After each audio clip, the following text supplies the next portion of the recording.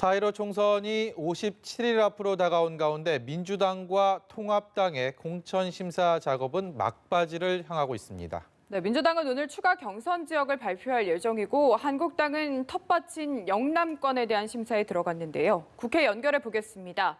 박현우 기자.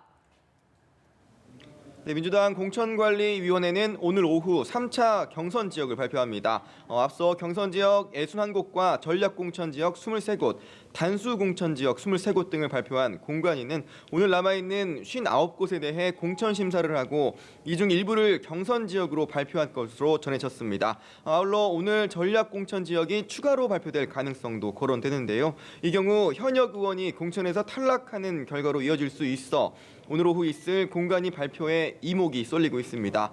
민주당 내 소심파로 분류되는 금태섭 의원 지역구인 서울 강서갑에 조국 백서 필자인 김남국 변호사가 도전장을 던질 것으로 전해지면서 그 결과에도 관심이 쏠리고 있습니다. 이른바 조국 국면에서 소신 발언을 해왔던 금 의원은 김 변호사의 자객 공천 설과 관련해 이번 총선을 조국 수호 선거로 치를 수 없다며 반드시 경선에서 승리하겠다고 밝혔는데요.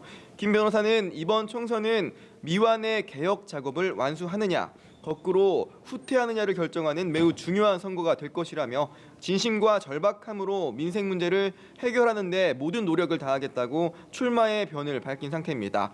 미래통합당 쪽에서는 6일차 공천 심사가 이어지고 있습니다. 특히 오늘 면접 대상자는 통합당의 텃밭으로 분류되는 부산과 울산, 경남 창원 지역구 출마 신청자들인데요. 어제 정가변, 유기준 의원이 불출마 선언을 하며 부울경 지역 현역 의원 26명 중 9명이 불출마 선언을 한 데 이어 오늘 경북 구미를 지역구로 둔 초선의 장석춘 의원도 불출마 행렬에 동참한 가운데 시작된 영남권 공천 심사에서 한국당 공천관리위원회가 혁신 공천안을 내놓을 수 있을지에 관심이 쏠립니다. 한편 민주평화당과 대한신당과 3당 합당을 추진했던 바른미래당은 손학규 대표가 끝까지 합당에 대한 거부 의사를 밝히면서 결국 당 해체 수순에 접어든 것으로 보입니다. 바른미래당은 오늘 오전 의원총회를 열고 안철수계 의원들을 포함한 비례대표 의원 9명을 제명했는데요. 제명된 의원들은 김삼화, 김수민, 이동섭 의원 등 안철수계 의원 6명과 이상돈, 임재훈, 최도자 의원 등 총 9명입니다.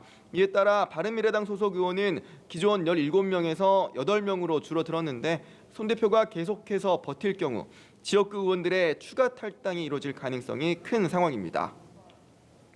네, 국회에서는 민주당 이인영 원내대표의 교섭단체 대표 연설도 있었죠. 어떤 내용 나왔습니까?